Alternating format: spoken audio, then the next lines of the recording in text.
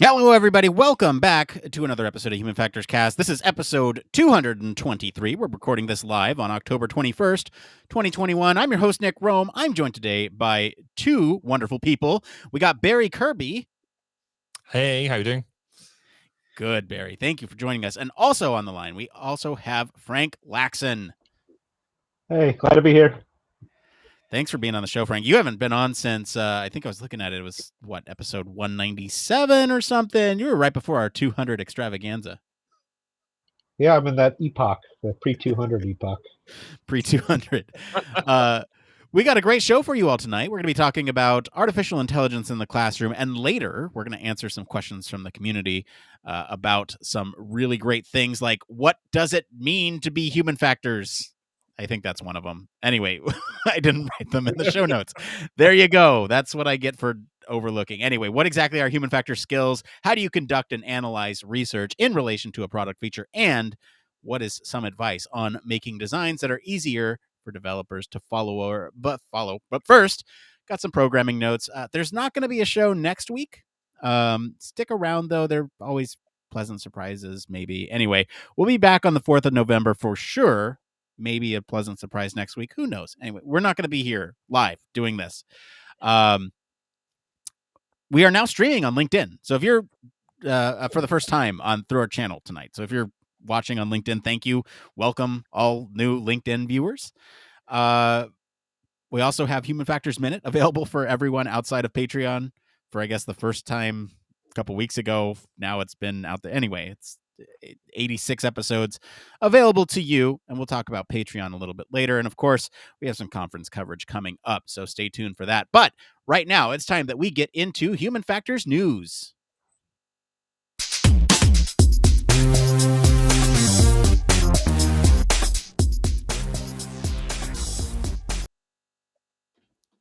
That's right. This is where we talk about everything related to the field of human factors. It's fair game for us to talk about. Barry, what do we have up this week? So this week we're looking at new research showing that learning is more effective when active. So the COVID-19 pandemic necessitated a really quick diversion into remote learning styles, with lots of schools, colleges, and universities having to deliver remote learning online, and suddenly very keen to adapt and exploit new technologies. So students faced negative psychological effects in isolation, restlessness, and inattention brought on by quarantine and remote learning.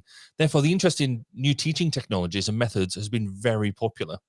So the faculty from Carnegie Mellon University's Human-Computer Interaction Institute, through their research, concluded that engaging students through interactive activities, discussions, feedback, and AI-enhanced technologies resulted in improved academic performance compared to traditional lectures, lessons, or readings.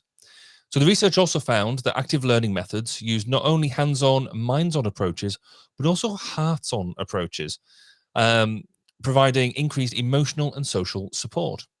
Specifically, the research found that incorporating an AI-based virtual helper to question students, encourage them to think critically, and engage them in discussions increased learning in hands-on activities, whilst also supporting teachers.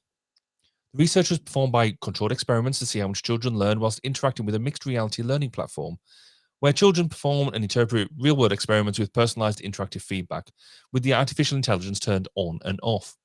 When it was turned off, the students learned far less. So the pandemic made it quite clear that traditional approaches to education may not be the best way to learn, but the questions have persisted around what active learning is, how best to use it, and how to excite students. So Frank, what are your thoughts on that? Well, my initial thought is a little bit of irony. If you remember, some of our a lot of studies have shown on different technologies, especially smartphones, have caused people to become more isolated. So you saw a lot of that in the news articles and other kinds of studies. And to see that technology is bringing students together and having people connect and be active, that's really good. And that shows that it's not technology's fault. It's just the designers of technology and how people adapt to it is what we need to kind of study.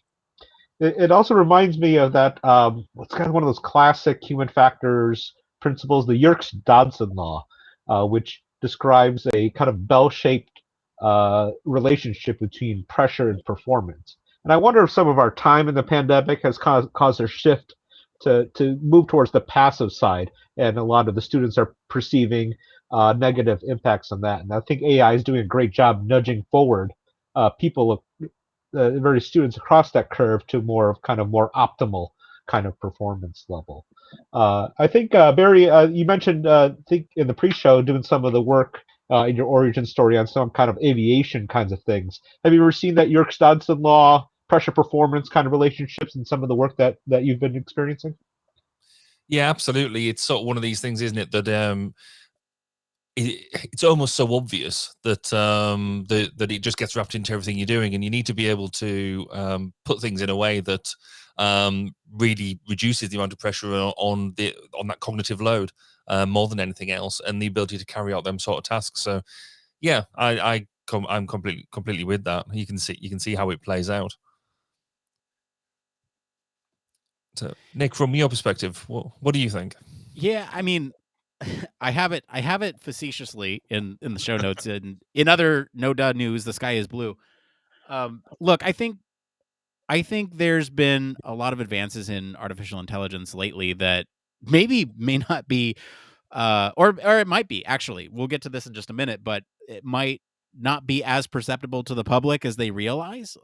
Even simple things like little learning apps like Duolingo or any of these other little language learning or just trying to learn a new skill. Often artificial intelligence is going on behind the scenes that will present context-based knowledge to the user based on their previous responses. And I have a fun little anecdote about Duolingo that we can talk a little bit about later. But I do want to talk briefly about social thoughts. So if you are watching live, there's still time to answer our social thought. We are, of course, talking about AI and learning this week. And so tonight's social thought is, have you encountered AI when trying to learn something new? If so, where was it? And was it successful? As of right now, we are at 100% yes. We don't have any responses yet as to where those things were successful and how was it successful, but 100% yes, which is a little surprising to me. So we'll see how that changes throughout the show, if at all. I think we can kind of take a step back. This is an interesting article, but I do want to kind of cover some ground here on generic backgrounds on learning and education. Frank, you and I covered this a little bit in the episode that you were on last. I think it was 197 or something like that. I'll get an exact number on that, and then maybe we can talk a little bit about how artificial intelligence is feeding education, and then we'll come back to the article discussion. Barry, do you want to talk a little bit about this article by Nancy Fenton? It's on Psych Learning Curve. If I had it up in front of me and I had lost it, then yes, I would. Here, Yes. I'll lay it out for you. So there's an article here that we're going to use as supplemental material here. There's two articles that we're going to use as supplemental material. This one's 20 psychological principles that are kind of impact learning, right? And so it's broken down by a couple categories. I figure maybe we can go down this list and kind of talk about just a couple that stand out to us. In the show notes, I've highlighted my picks, but anything that stands out to either of you, Barry, we'll start with you. Yeah, I think I'm quite like the relates to this story around feedback, and it is very much there around. You've got to close that loop of student. You teaching something to a student and then them feeding it right back to you, that they've understood it and actually thoroughly understand it, and they're not just repeating back. And I guess this is where that AI piece comes in, because it allows a lot more of that done on a personal level. So yeah, I think that feedback for me is probably the I think that one of the key things in there that this sort of technology can play with. How about you, Frank? Anything that stands out on that list to you? Yeah, what's starting to ring a bell is the context, the classroom conduct, and especially expectations and support. Uh, and it's one of those things, being in more of this kind of online environment, I think has really changed what the expectations and support are. Where for maybe hundreds of years we've had a certain way of doing things that's been ingrained year after year. Do this way, sit in your seat, pay attention when you tell you to pay attention, that kind of thing. And now this whole online environment has given a lot more freedom from that kind of thing. So I think there's a lot of adaptation and calibration that's going on with many different students. And some students are doing well. Some students need maybe technology assistance to kind of help calibrate some of that. And maybe some students are thriving. It's one of those things we talk about negative effects. Maybe for some things that are some students are not used to or not suitable, at least in their mindset for kind of in classroom kind of experience, are doing quite well. So it'd be interesting to see any kind of unintended data that comes out from all this time here separate. Yeah, this list is interesting. So there's this is kind of like an overview of learning, and it has a lot of various attributes here, right? We're talking cognition, and I'm talking high level concepts here. There's 20 total. I'm not going to go over all of them. I think we've picked out some good ones already, but there's cognition and learning, there's motivation, social and emotional considerations, context, and assessment. Frank, you brought up some great points about context. I want to talk briefly about the social component of this and assessment, because Barry covered cognition. We can get into motivation if we want, but I think the social considerations are interesting from a perspective where you are dealing with an artificial intelligence. That social component kind of goes out the window, or does it? You're then interacting with a virtual agent in some regard, right? I mean, it is presenting you information that is more relevant to you. It might not necessarily be interacting with you like a human might, but there's still some sort of human robot teaming going, or human AI teaming going on behind the scenes, that is going to need to be taken into consideration. I think that would fit under this category of social and emotional dimensions, at least in terms of dealing with virtual agents. Then you have the other attribute of assessment, and this is, I think, where AI can really shine, because if you have formative and summative assessments of some learners, I'm trying to make it fairly ubiquitous here. Some learners' ability, right? You have formative and summative assessments. There's different approaches that can be taken for each of these, and I think AI can really provide a useful input to these types of assessments, because you might have you can evaluate effectiveness of some sort of intervention, and then alter course, and then evaluate that, and then alter course again to give this personalized sort of learning curriculum for the learner. So I did want to touch on those. I'm going to do circle one more time. Barry, any of these other attributes stand out to you that you want to talk about? Yeah, I actually want to push the assessment thing a bit further, because I think this could be a really big thing, that not only can you sort of keep an eye on how things are going, but actually we could really change the way we look at how we assess a lot of these courses, because we spend a lot of time obsessing over what grade did you get at the end. Largely we'll do either a piece of coursework at the end, or you'll do your exams or whatever. And there's so much pressure on the exams, and actually we can sort of see that the outputs that you get from the exams can be so skewed from what the actual skills of the person are, when fundamentally what we're trying to do is to get a really good understanding of just what are the skills and how capable is that person for either future and the next step of education, or for employment. It's not just for the sake of having a certificate. It's got to be something there. So if we've got these ways that can now assess almost on a continual basis, and actually on a real small scale, you can actually judge whether a person is just off their game, and it could maybe highlight things like, is there some mental health issues? Are they potentially ill? Something like that. So a real care element on a short-term basis, but actually on a longer-term basis, you will get a much better idea of their capability and capacity, in a way that is, I don't use the word infallible, that's probably gone a bit far, but a much better thing, much better idea than what they were like just on one day in one exam room under whatever pressure, that in an unrealistic situation. So I think that for me would be an absolute real win. But just the final one on the backside of it is the social interaction side of thing worries me to a certain extent, because already we treat the online and offline are two very different things. So even if you're texting somebody, messaging somebody, we think of it as you're talking to a computer, you're talking, and therefore it doesn't have necessarily the same social standing, social kudos as talking to what we call a real person. So me talking face to face to somebody in the street is very different to the way that we're talking now.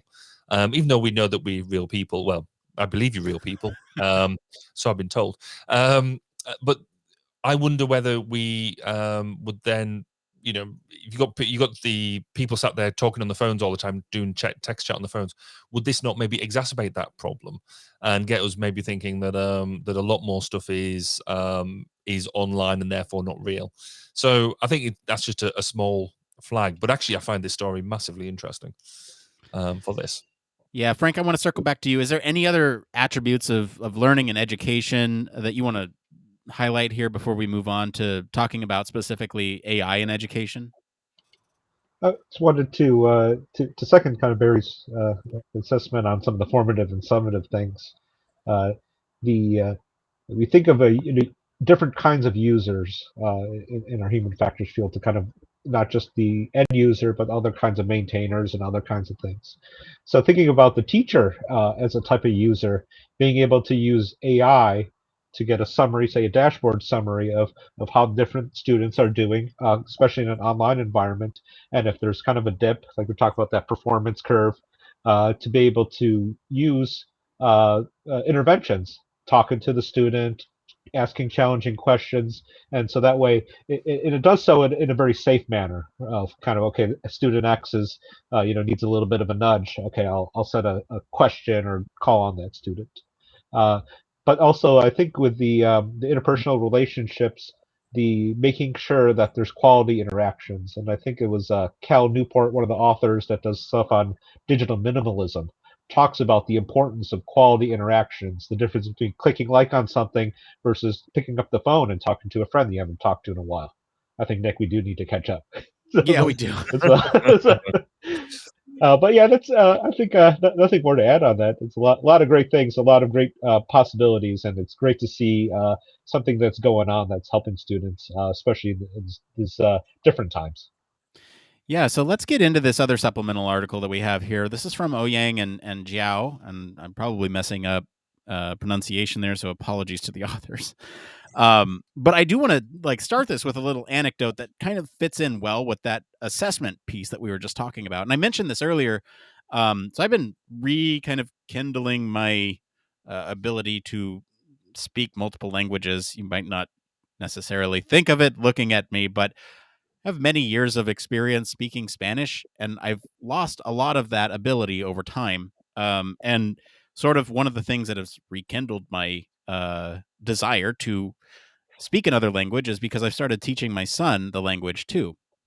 Now, I'm not like a fluent speaker by any stretch of the imagination, but I know enough to get by. If I were in a foreign country, Mexico, Spain, I could probably get, enough out that I could find the local market, or I could find a hospital, or I could get on a plane, or the essentials. And I think that's really important to do that. Anyway, my little guy, he's young, and I want to encourage that language development as he's young, and so we've started pulling out the Duolingo app. And one fun thing that I noticed, it's kind of serendipitous that we're talking about this story tonight, is that as you get something incorrect in that app, the system will understand that you need to more practice with that, and they will loop that thing that you got wrong back into the practicing that you're doing.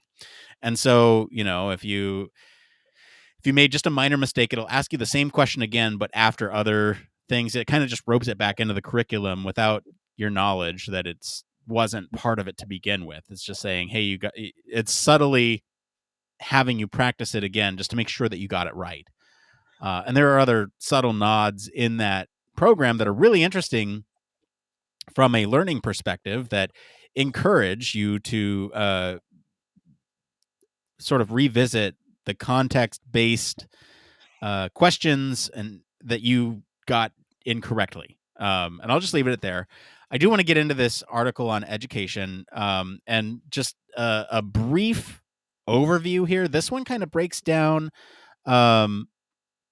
sort of AI in education into 3 different paradigms. And you have AI directed, AI supported, and AI empowered. Maybe we can just break this down one by one and kind of talk about each of these, and then we'll talk about them all together. I don't know. Does that sound okay to you guys?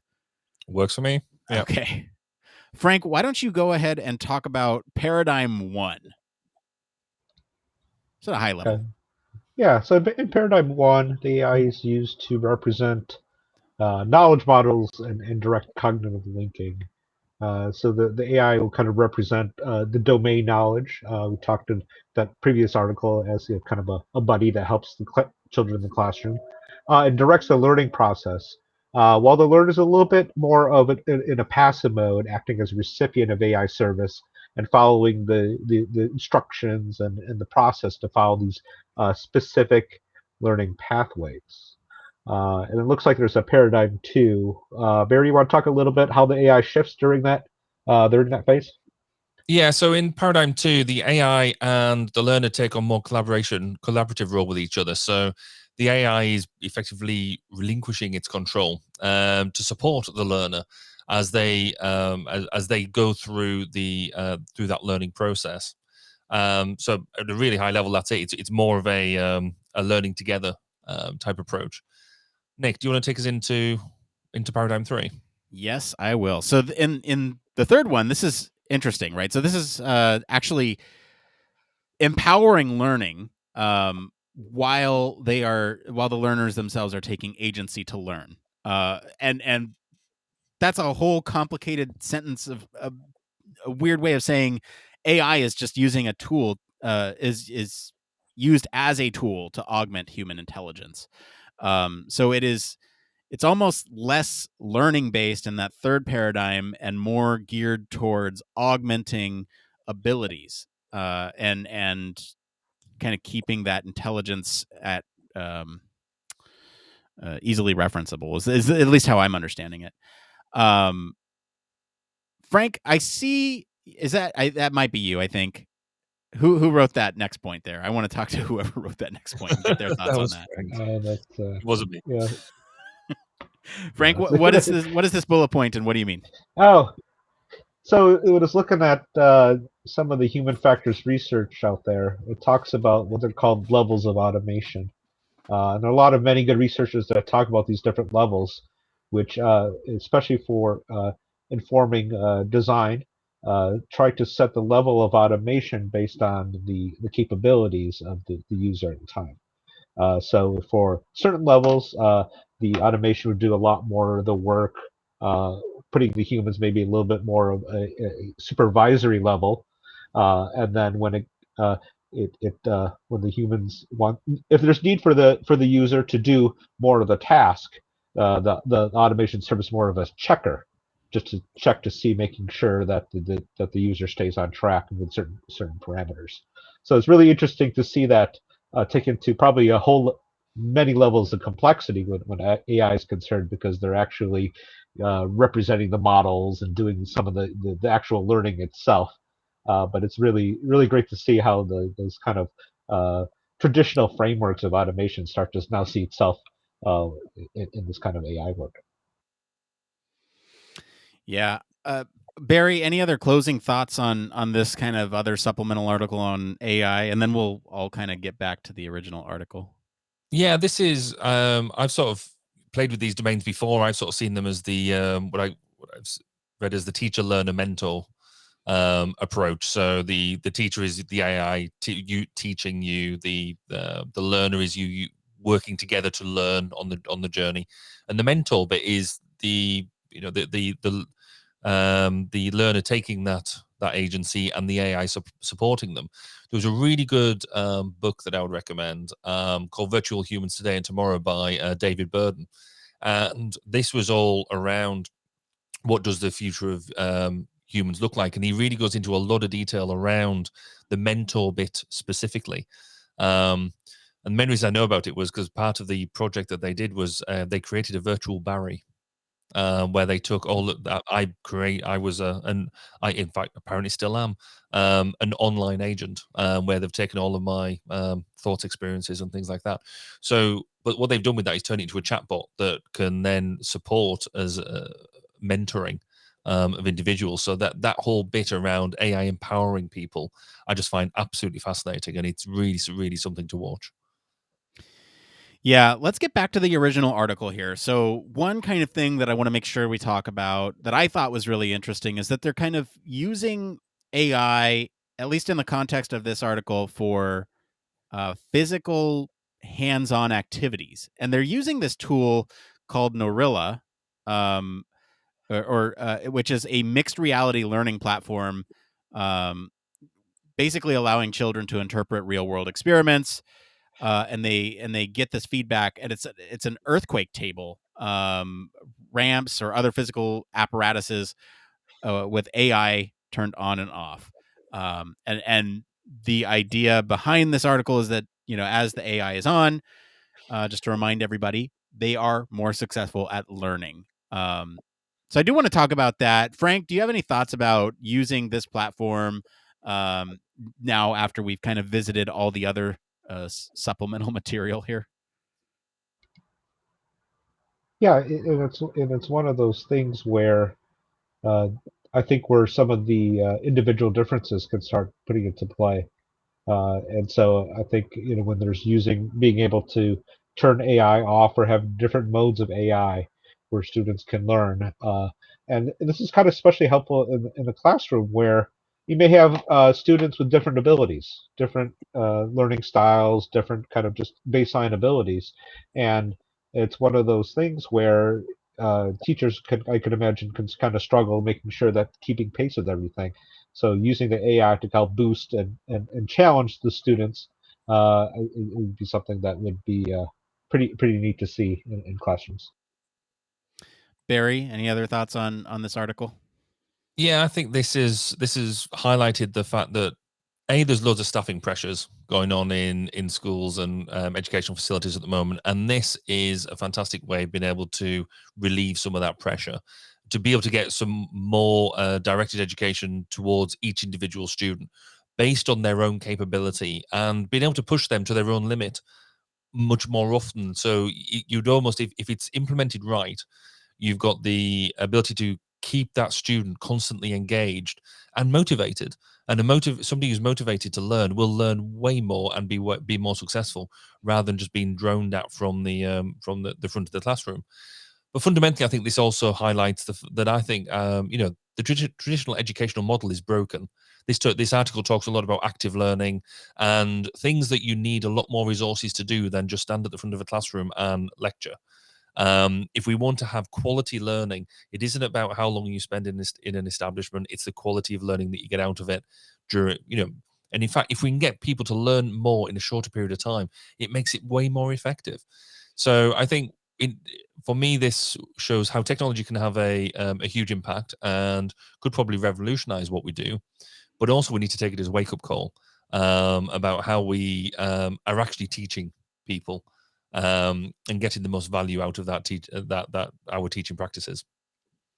You left it on a semi hopeful note, and I'm going to use that as a springboard to leave it on a somber note. It's often fun for us to sit here and talk about these types of things on a platform. We are, I guess, fortunate enough to have the technology to stream a podcast across the internet to many people. But I think this really does highlight the importance of equity of technology, and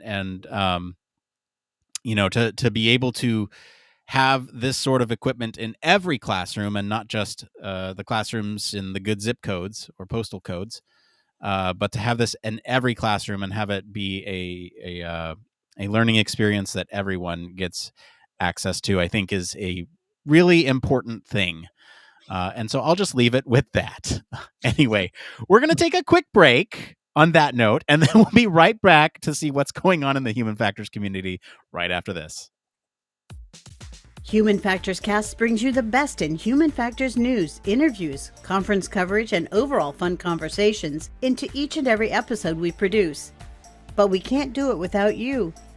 The Human Factors Cast network is 100% listener supported. All the funds that go into running the show come from our listeners. Our patrons are our priority, and we want to ensure we're giving back to you for supporting us. Pledges start at just $1 per month and include rewards like access to our weekly Q&As with the hosts, personalized professional reviews, and Human Factors Minute, a Patreon-only weekly podcast where the hosts break down unique, obscure, and interesting human factors topics in just 1 minute. Patreon rewards are always evolving, so stop by patreon.com/humanfactorscast to see what support level may be right for you. Thank you, and remember, it depends.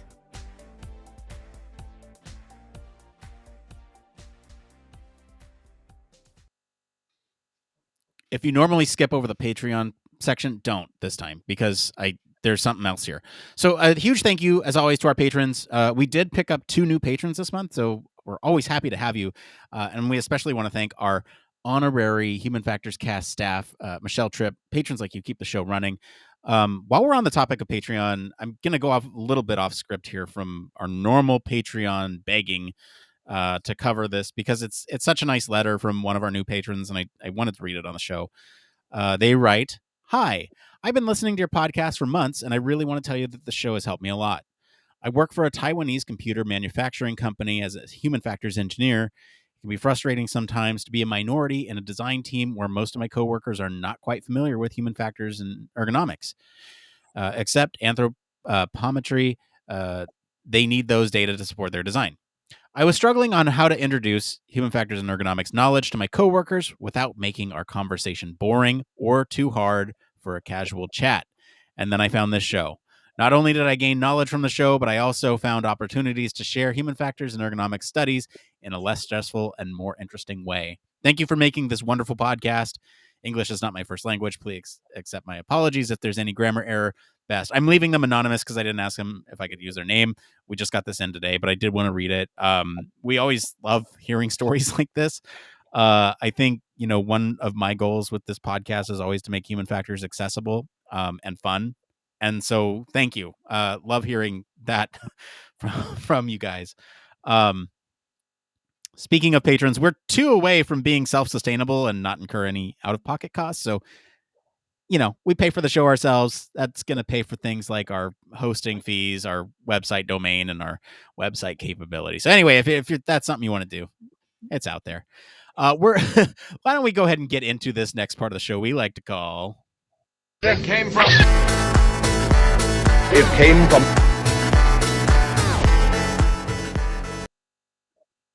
Yes, it came from this week. It is all Reddit. This is the part of the show where we search over the internet to bring you topics the community's talking about. If you find these answers useful, give us a like wherever you're at to help other people find this content.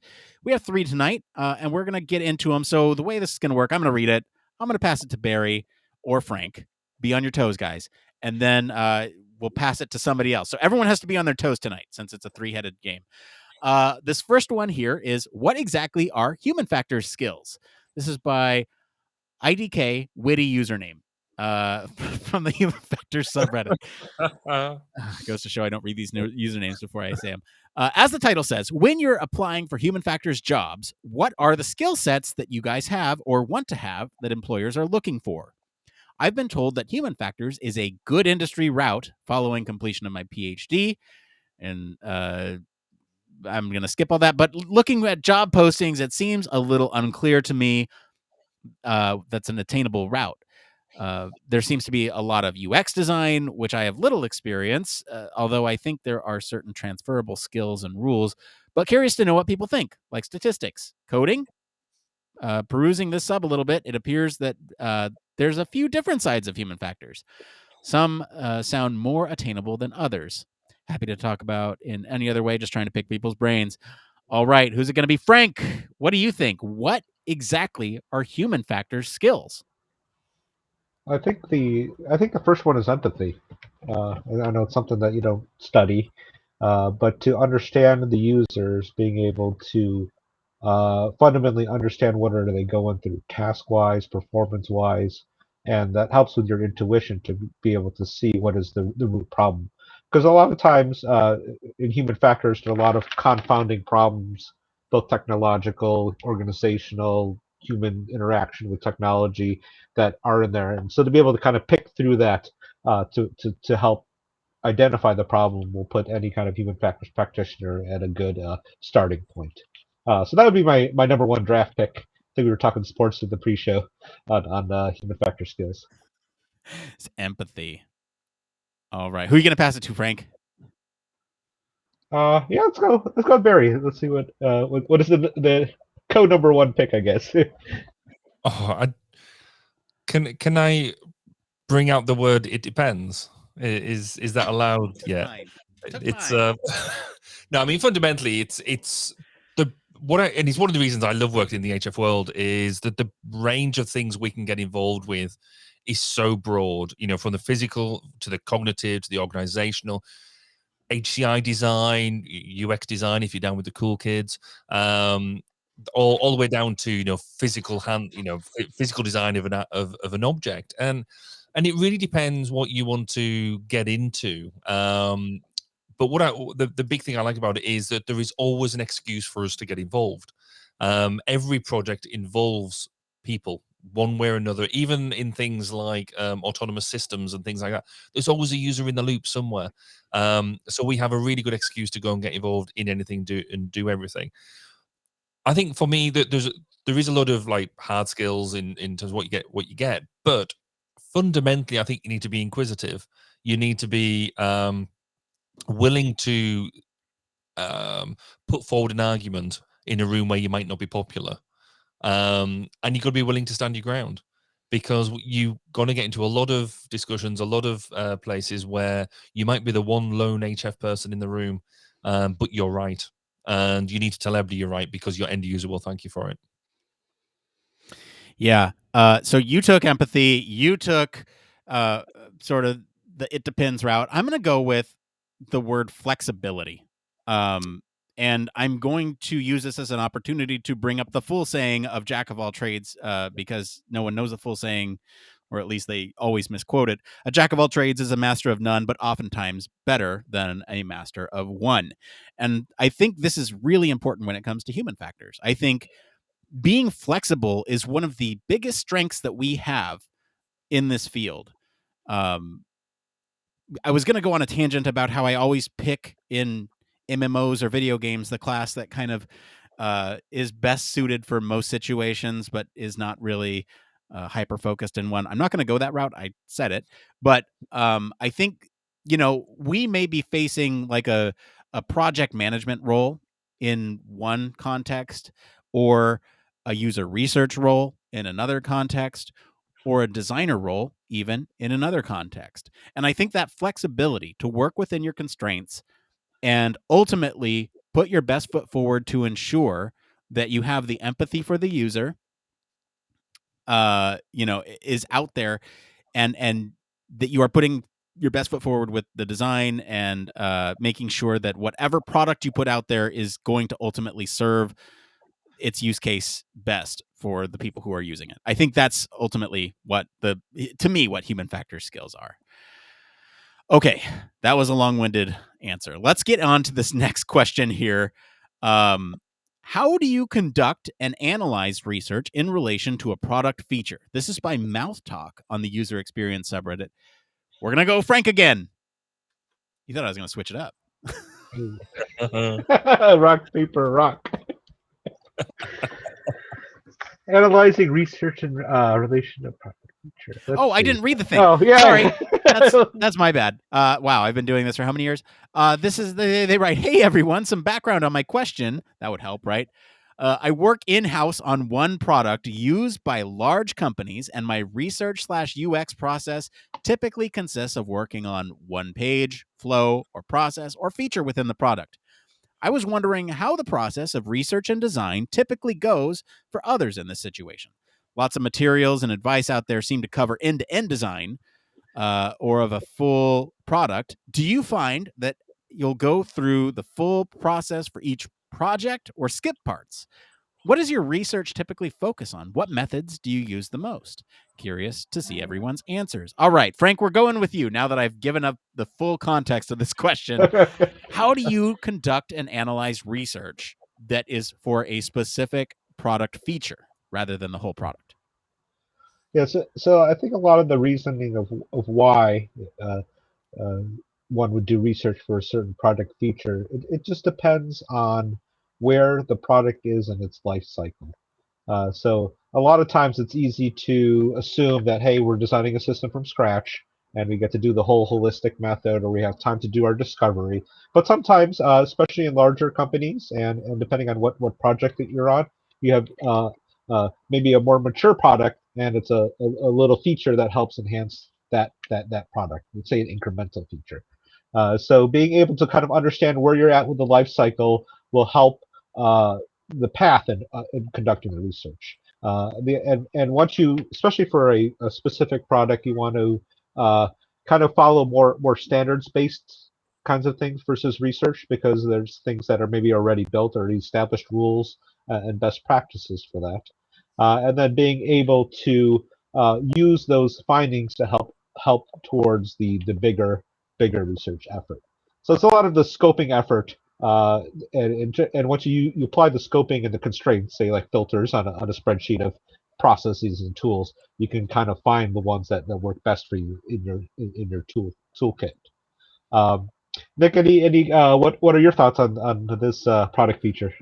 Yeah, that's a good question. I think for me, when I'm approaching just a product feature, I'm going to say it depends, but I think largely what I'll do is kind of understand the context of that feature in the larger either workflow or product that it belongs to. I think understanding that context really helps with sort of outlining exactly what you need to do to research that thing, right? Do you need to do a deeper analysis because this is a standalone product, or it is a product feature in this case? So I guess it would be, what exactly do I need to research? Frank, you mentioned, you there might be things that are already established for a product, certain design standards, design guidance that exists already that you don't have to think so hard about this specific feature. So, I'd focus more on things like workflow, or how they get to that product, the entry points and exit points from that product feature, from other parts of the product as a whole. That's kind of my short answer. Barry, I'm going to pass it over to you. What do you think? How do you tackle this problem? Yeah, I'll take that. I mean, alongside the stuff that that you've both said, I sort of go by. I take a lot from agile approaches in this. That I tend to have a mantra of scope, size, and maturity, which means that scoping it, what is the scope of what you're talking about? Is what you're getting manageable? Does it and give itself to a good user story in of its own right, or is it more of an epic? So an epic, a number of use cases pulled together. So have you got things down? Can you derive it down to either a use case or a set of use cases? What is the size of the overall piece? Is it very large, small? Are you talking about the an entire product, or are you talking about a small element of it? And that really allows me to sort of determine what sort of products I want, what sort of methods and tools I want to bring into play. Then the final thing is maturity. Is it something I just need to tweak? Is it something that's got a lot of work in and I just need to push it slightly forward in a new way? Or is it broken and I get the joy of ripping it to shreds and starting again? So I guess mine is really influenced by the fact I tend to do a lot of, I guess, firefighting rather than starting many products from scratch. And so I tend to go in and have a fairly almost strict analysis way of going through and being able to look at my scope, size, maturity, and then be able to apply what I want to do. I've found just through hard experience being able to do that saves me so much time at the far end, because I can set expectation and I can set my own expectation as well as the client's. Good answer. Speaking of basically research side of things, let's talk about turning that research into design, and then specifically, this next question here: advice on making designs that are easier for developers to follow. This is Went Wrong at Prom. from the user experience subreddit. Don't even want to know what that means. Current student, relatively new to UX and UI. I've been working with a small team of developers on a startup. Want to make their life easier by translating my designs to an actual product. I've been using an 8-point grid so far, but I'm not sure what else I can do to streamline the process. Does anyone have advice on optimizing dev handoff? Things I should avoid doing in my designs, tools that may help? Thank you. All right, we went with Frank for the first two. Who are we going to go with for the last one? It's going to be Barry. Oh, nobody saw that one coming, did they? No. I guess the first thing I would sort of say from my perspective is don't hand it off. If you can, try and get part of the team, work with the devs alongside them, because if you can, the best teams I've ever worked with is when you can get the whole team together, where you've got the dev and the devs and yourselves working as part of that same. Again, I guess I'm leaning towards Agile in a certain way, but this existed way before Agile did, I guess, really.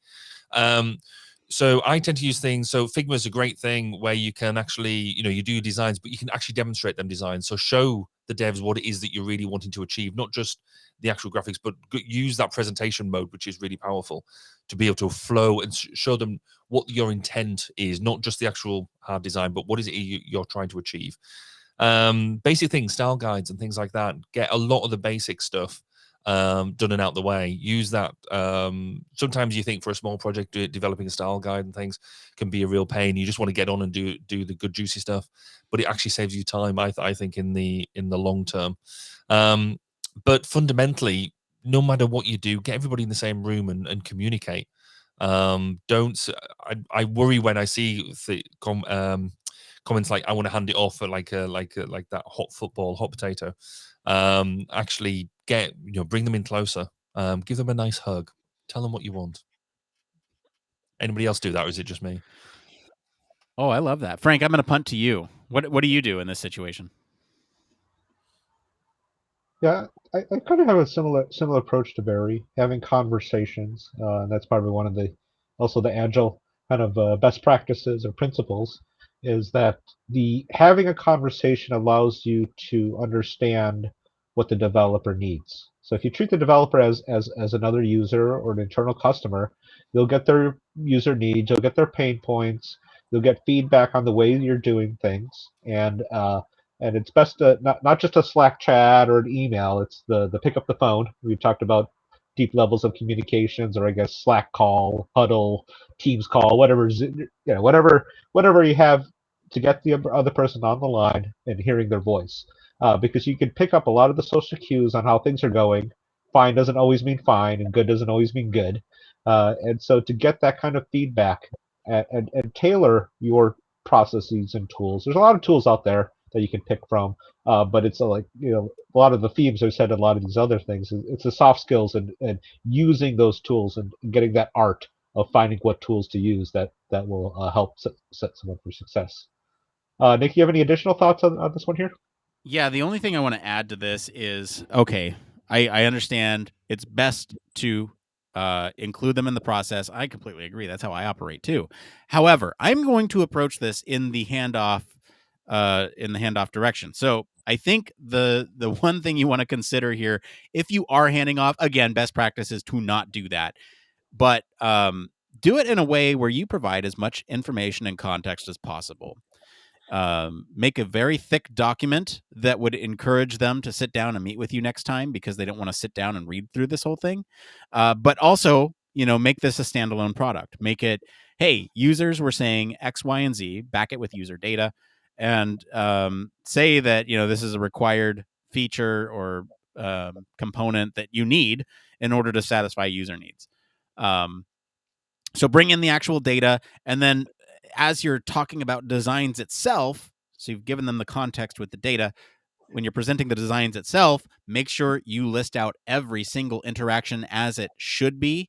And, if you can, down to the specifications of like transitions on if you're talking about strict interaction design, what, the cursor speed and all these other things, the very specific attributes of your design, the color codes, everything. That way, you are eliminating possibilities that they mistake what you have given them as some sort of rough approximation, and they now will take that as the ground truth. And that's my best advice if you do hand it over. Again, best practice is to kind of go with the, hey, come over here. I'm going to give you a hug. We're going to take a look at this. You're going to ask me any question you need to, because we are best buds. All right. That is all for the It Came From section. We're going to get into this last part of the show. Needs no introduction. It's one more thing. This is where we talk about just one more thing. Barry, what's going on with you? I'm going to take my one more thing and split it in half. So it might look like two more things, but it's not. It's just two halves of the same thing. So in a couple of weeks, on the 3rd of November, I'm chairing a Chartered Institute of Ergonomics and Human Factors webinar with Mark Sajan, Paul Salmon, and Rachel Poole, talking about using artificial intelligence in healthcare. So we'll be publishing that, all the details for that fairly soon. But if you're interested in learning more about that, there's just been a white paper published, and it's really actually, from a geek perspective like me, really interesting. So I'm really, really chuffed to be asked to chair that. But my true one more thing is I've just had to buy a new washing machine. And a washing machine for me just, washes clothes, and that's brilliant. Does it but it's Bluetooth enabled, as in I've now got an app for the washing machine. Do I need an app for the washing machine? And I've got the same for the dishwasher, and in fact, somewhat now the clothes dryer doesn't have an app. I almost feel like that's a bit left out. I kind of think we're going all over the top with the level of apps that are required. Can I ask what the app does? Like, is it just a interface? Like, is there no interface on the physical device, or is it all app? No, what does it do? There's the usual interface. There's the usual controls on the front of the washing machine, but this apparently will allow me to check where it is in its cycle, which I'll know, because if it's stopped, I know it's finished. If it's still going and making noises, it's still going. Apparently, this one might allow me to set it off remotely.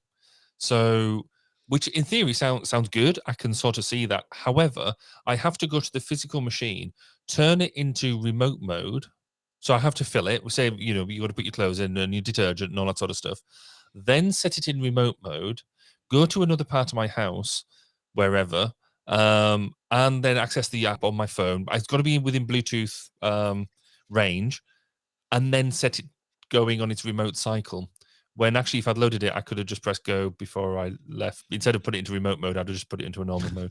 So, yeah, I like this idea. I love geek. I complete gadget geek, and I think everything like that is amazing. But I just can't help thinking, I don't think my washing machine needs its own app. Like, look, I get the use case for a dryer, right? You're sitting in bed, and you still have a load in there from last time, and you want warm socks or whatever, and you just hit it while you're on your phone, and that to me makes sense. But a washing machine, weird. Frank, what's your one more thing this week? Yeah, it was actually involves a trip to Costco, and so I got these new earbuds, and I was just kind of trying them out, and just kind of walking along the aisle. And usually when I go to Costco or any kind of grocery store with a common layout, I'm just kind of in my own world, just on autopilot. But they changed the snack section. I get these like mixed nuts or beef jerky at this Costco because the holiday season is coming. And so the snack section is usually right before the registers at the Costco where I shop at. But then I just didn't know what to do. There goes my mental model, as I said. But I was actually listening in these earbuds to a previous version of this episode of the podcast on mental models and cognitive models. I think that you two have gone. So it was kind of a whoa, okay, calm down. my mental model has changed. I'll listen to the podcast and kind of get some tips and tricks on what to do. So it was really more of a coincidence and kind of a funny thing since it happened recently, and now I'm here to talk about it. So that was a cute coincidence there. That's funny that you were listening to the mental model one when that happened. My one more thing is I guess let's see here. So I had. Are you familiar that the Pixel 6 event was earlier this week? I think it was on Tuesday. Yeah, I heard about that. Y'all gadget geeks.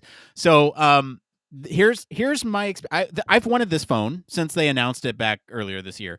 Because it's time for an upgrade, and mine's from 2017, which isn't that long ago, but it's long enough. and it's only got 64 gigabytes of storage on it, and I desperately need more for the type of things that I'm doing now, like podcasting and storing media on my actual phone. Anyway, so let me describe to you the launch experience of the Pixel 6 Pro. So you sit down, you watch an hour-long video on YouTube by Google about the phone. You get super hyped, super excited about the new product.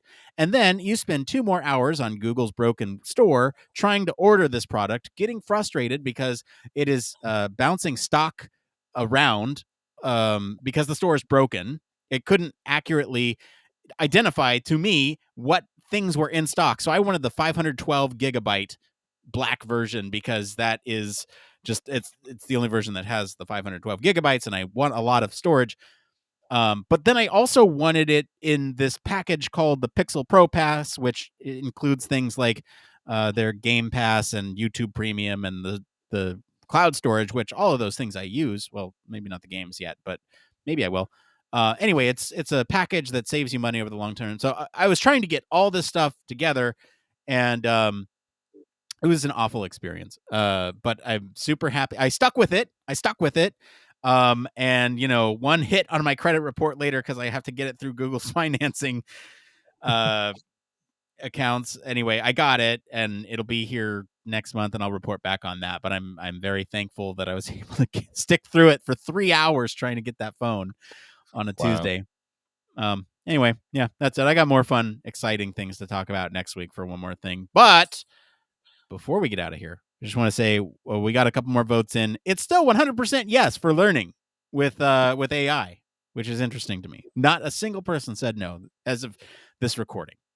5:27 p.m. on a Thursday evening Pacific. All right, well, that's going to be it for today, everyone. If you like this episode, we invite you to check out episode 196. I've been quoting it wrong this entire time, where Frank and I talk about how Google is improving virtual classrooms, and comment wherever you're listening on what you think of the story this week. For more in-depth discussion, you can always join us on our Slack or Discord communities. Visit our official website, sign up for our newsletter to stay up to date with all the latest Human Factors news. If you like what you hear, you want to support the show, there's a couple things you can do. 1, leave us a 5-star review. That's completely free for you to do. You can do that right now in whatever podcast app you're in. 2, tell your friends about us. Word of mouth really helps the show grow. And 3, you can always consider supporting us on Patreon. Again, we are 2 away from being self-sustainable, everyone. Let's get there. And as always, links to all of our social and our website are in the description of this episode. I want to thank Mr. Barry Kirby for being on the show today. Where can our listeners go and find you if they want to talk about artificial intelligence? On Twitter, you can find me at Baz_K, or you can search for 1202 The Human Factors Podcast, where I'm at my new shiny website, www.1202podcast.com. And Mr. Frank Lacson, where can our listeners go and find you if they want to talk about education and learning? Hello, the best place to find me is on LinkedIn. F. Lacson is my screen name there. As for me, I've been your host, Nick Roome. You can find me streaming on Twitch every Monday for office hours across social media at Nick_Roome. Thanks again for tuning in to Human Factors Cast. Until next time, it depends.